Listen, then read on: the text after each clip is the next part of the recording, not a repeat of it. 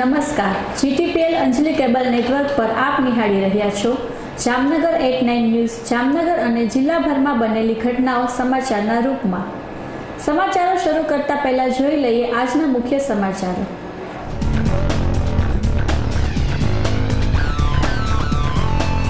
પ્રદર્શન ગ્રાઉન્ડમાં મેળામાંથી bogus ticket ઝડપાતા ચકચાર। સુરક્ષાના મુદ્દે અધરતાલ સ્થિતિ, સીસીટીવી કેમેરા પણ નથી। જામનગરમાં મંત્રી બાબુભાઈ બોખીરિયાનો વિરોધ, યુવા કોંગ્રેસે કાળા વાવટા ફરકાવ્યા, ભ્રષ્ટાચારનો આક્ષેપ। દ્વારકામાં જન્માષ્ટમીની તડામાર તૈયારીઓ, જગત મંદિરને રોશનીથી ઝગમગતું કરાશે, તીર્થનગરીમાં ભાવિકોનો થનગનાટ। વિગતવાર સમાચાર શરૂ કરતા પહેલા જોઈ લઈએ પોલીસ ચોપડે નોંધાયેલી ઘટનાઓ પોલીસ પોથીમાં।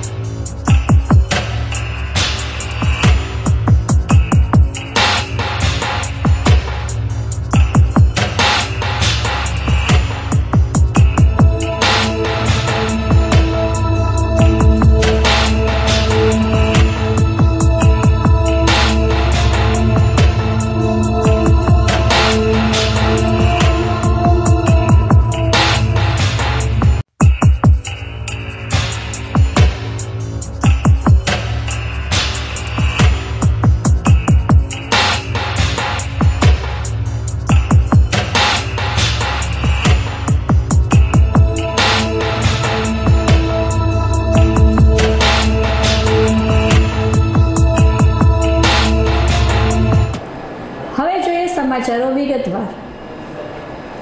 જામનગરમાં આવાસ બનાવવા માટેની મ્યુનિસિપલ કમિશનરની દરખાસ્ત સ્ટેન્ડિંગ કમિટી દ્વારા પેન્ડિંગ રાખવામાં આવી છે। શહેરના MP શાહ ઉદ્યોગનગર પાછળના વિસ્તારમાં જ્યાં 864 પૈકી બાકી રહેતા 444 આવાસ બનાવવાના છે તે સ્થળમાં ફેરફાર કરવાની કમિશનરની દરખાસ્ત પેન્ડિંગ રાખવામાં આવી હતી। આ અંગે સિટી એન્જિનિયર શૈલેષ જોશીએ જણાવ્યું હતું કે સ્થળ તાજેતરના વિવાદાસ્પદ સ્થળથી નજીકનું છે, પરંતુ અહીં આવાસ બનાવવા માટે કોલમ બીમ વધુ કરવા પડે તેમ છે। જ્યારે સ્ટેન્ડિંગ કમિટી ચેરમેન કમલા સિંઘે જણાવ્યું હતું કે આ સ્થળ માટેની દરખાસ્ત અધિકારીઓ દ્વારા વ્યવસ્થિત રીતે રજૂ કરવામાં આવી ન હોવાથી પેન્ડિંગ રાખવામાં આવી છે અને હવે ત્યાં બનવાના થતા આવાસ મયુરનગરમાં વાંબે આવાસની બાજુમાં બનાવવા માટે મંજૂરી આપવામાં આવશે। અહીં કારણ ગમે તે હોય, પરંતુ મહાપાલિકાએ તાજેતરની જ આવાસ અંગેની રેલી વિરોધને ધ્યાને લઈને જ નિર્ણય કરવો જરૂરી છે। બેડી બંદરેથી આયાત કરવામાં આવતા કોલસાના બદલે સ્થાનિક કોલસાનો જંગી જથ્થો SR પાવરને ધાબળી દેવાના સનસનીખેજ કૌભાંડમાં SOG દ્વારા વધુ 2 ટ્રક ચાલકોની ધરપકડ કરવામાં આવી છે, જ્યારે તેમાંથી અકબર હાજી નામના શખ્સને 4 દિવસના રિમાન્ડ ઉપર લેવામાં આવ્યો છે।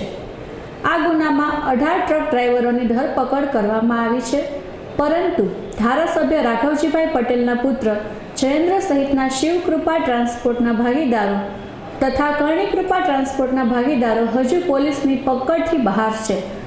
જો કે SOGના તમામ આરોપીઓને ઝડપી લેવા માટે તત્પર જ હોય, પરંતુ આરોપીઓ ભૂગર્ભમાં ઉતરી ગયા હોવા જોઈએ। તો બીજી તરફ કરોડો રૂપિયાના ગણાતા આ કૌભાંડ કે જેના કારણે SR પાવર પ્રોજેક્ટમાં ઉત્પાદન કોસ્ટ ઘણી ઊંચી આવી રહી હશે તેમ છતાં કંપનીએ કોઈ જ ફરિયાદ દાખલ કરાવી નથી, જે બાબત પણ તર્ક વિતર્ક કરાવે છે. જામનગર પોલીસે સલાયાના તરખાટ મચાવનાર તસ્કરને આબાદ ઝડપી લીધો છે. એલસીબીને બાતમી મળી હતી કે એજાજ ઉર્ફે એજલો રજાક સંઘાર તાજેતરમાં તેણે દ્વારકામાં ચોરી કરી હતી. તે માલ વેચવા જામનગર આવી રહ્યો છે, માટે ત્યાં વોચ ગોઠવવામાં આવી હતી અને સોનાના દાગીના વેચતો આબાદ ઝડપી લીધો હતો. આ શખ્સે પૂછપરછમાં જુદી જુદી 4 ચોરીની કબૂલાત આપી હતી. જામનગરના સલાયા ગામમાં રજાક ઉર્ફે રાજુ ઈશાકભાઈ વાઘર રહે છે. તેમના 7 દીકરા પૈકીના 5 અવારનવાર ચોરીમાં પકડાયા છે. આજરોજ એલસીબીના જયભાઈ ઝાલા તથા કરણસિંહને ચોક્કસ બાતમી મળેલ કે રજાકભાઈનો દીકરો એજાજ ઉર્ફે એજલો વાઘર પોતાના કબજામાં એક સોનાનો ચેન અને વીટી લઈને જામનગર સોની બજારમાં વેચવા માટે આવેલ છે, જેથી સોની બજારને વોચ રાખી અને એને પકડી લેવામાં આવેલ છે. તેના કબજામાંથી એક સોનાનો ચેન 30,000નો તથા એક સોનાની વીટી લેડીઝ 4,000ની કબજે કરવામાં આવેલા છે અને ઇન્ટ્રોગેશન કરવામાં આવેલ છે. તે નાવદરામાં એક ઘરફોડ ચોરી કરેલ છે. દ્વારકામાં રૂપિયા બંદર પર 2 ઘરફોડ ચોરી કરેલી છે. ખંભાળિયા ટાઉનમાં પાયલ હોસ્પિટલ પાસે એક ઘરફોડ ચોરી કરેલી છે. જળેશ્વર ટેકરી પાસે હીરો હોન્ડાની ચોરી કરેલી છે. અગાઉ એક દ્વારકા પોલીસ સ્ટેશનના રૂપિયા મુદ્દાના ગુનામાં વોન્ટેડ છે. તે રીતે કુલ 5 ગુનામાં મજકૂર સંડોવાયેલ છે અને હાલ ધરપકડ દ્વારકાના ગુનામાં કરી દ્વારકા પોલીસને સોંપવા માટે તજવીજ કરેલ છે. અને તે સિવાય કલ્યાણપુર, જામખંભાળિયા વગેરે પોલીસ સ્ટેશનમાં આગળનો તપાસ થવા માટે લેખિત જાણ કરવામાં આવેલ છે. જામનગરમાં રાજ્યના મંત્રીનો વિરોધ કરનારા યુવા કોંગ્રેસના કાર્યકર્તાઓને અટકાવવામાં આવ્યા હતા. ટાઉન હોલમાં મંત્રી બાબુભાઈ બોખીરિયાની ઉપસ્થિતિમાં જિલ્લામાં નિયુક્ત થનારા વિદ્યા સહાયકોની નિમણૂકના હુકમ આપવા માટેનો કાર્યક્રમ યોજાઈ રહ્યો હતો. તે વખતે 79 વિધાનસભા બેઠક વિસ્તારના યુવક કોંગ્રેસના પ્રમુખ વસીમ ખફી, હોદ્દેદારો સંજય ચેતરિયા, શક્તિસિંહ સહિતના કાર્યકર્તાઓએ કાળા વાવટા ફરકાવ્યા હતા અને આ મંત્રીને ખાણ ખનીજના ગુનામાં અદાલતે સજા ફટકારી છે, તેમજ આગળની અદાલતી પ્રક્રિયાઓ ચાલુ છે, ત્યારે આવા કૌભાંડીને મેં મંત્રી તરીકેથી દૂર કરવા અને તેને જામનગરમાં પણ પ્રવેશવા ન દેવાની માંગણી કરતા સૂત્રોચ્ચાર થયા હતા. દરમિયાન ગત વખતના બનાવથી સતર્ક રહેલી પોલીસે જિલ્લા કોંગ્રેસ યુવકના ઉપપ્રમુખ દિગુભાને તો અગાઉથી જ અટક કરી લીધા હતા.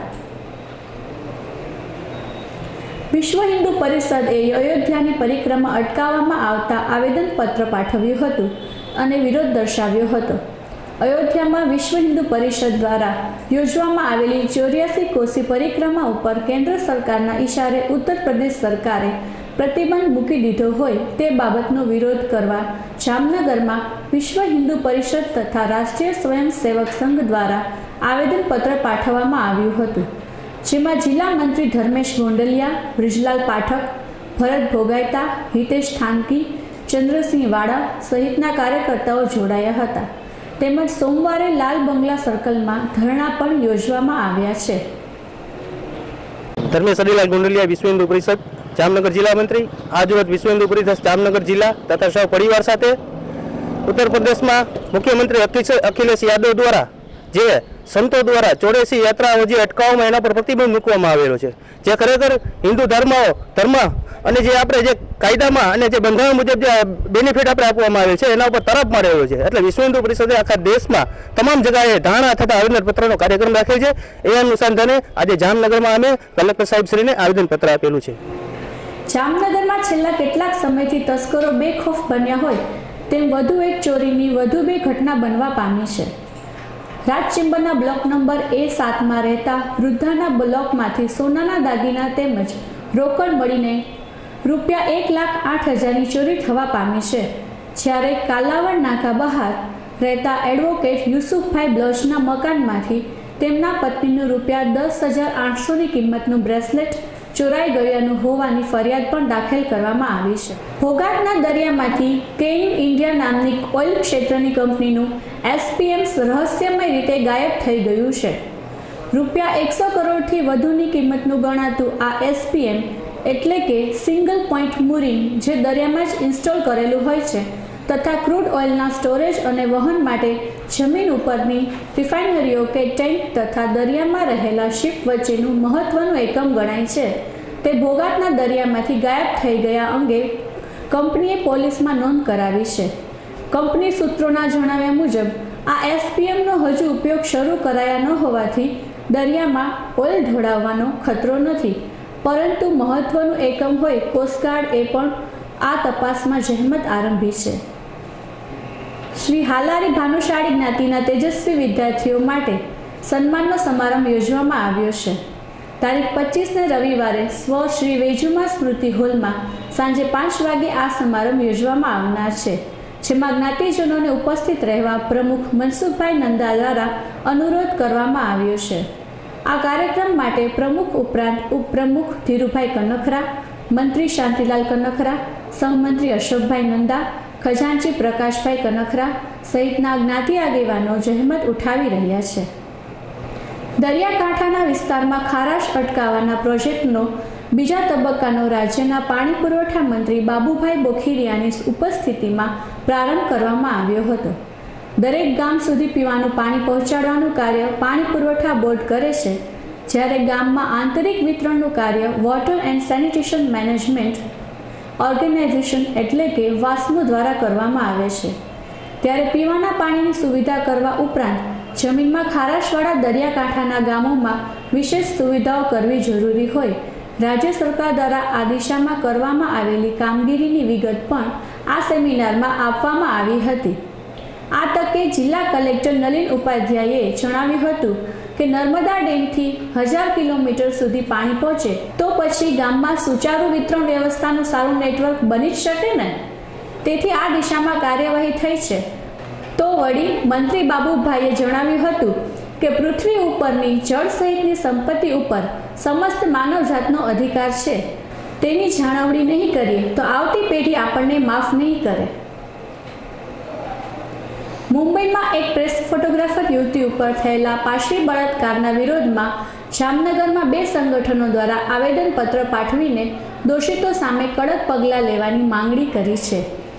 દેશની આર્થિક પાટનગરી ગણાતા મુંબઈના મહાલક્ષ્મી જેવા શાંત વિસ્તારમાં એક મેગેઝિનની ફોટોગ્રાફર યુવતી ઉપર સામૂહિક બળાત્કાર થયો હોવાની હિચકારી ઘટના બહાર આવી છે, તેમજ તેના સાથીને બાંધીને મારવામાં આવ્યો હતો. આ બનાવના વિરોધમાં ગુણવંત જોશી, પરેશ ફલિયા, મિતેશ દાઉદિયા, જયેશ ધોળકિયા, ધર્મેશ રાવલ, હર્ષિત પોપટ, હિરેન હિરપરા, રાજ નાગર સહિત જામનગર પ્રેસ ફોટોગ્રાફર એસોસિએશનના હોદ્દેદારો દ્વારા આવેદનપત્ર પાઠવાયું છે. જ્યારે જામનગર ફોટોગ્રાફર એસોસિએશનના જયેશ નાખવા, કિરીટ ભટ્ટ વગેરેએ પણ આવેદનપત્ર પાઠવ્યું હતું. જામનગર 1-9 ન્યૂઝમાં હવે લઈશું એક નાનકડો વિરામ.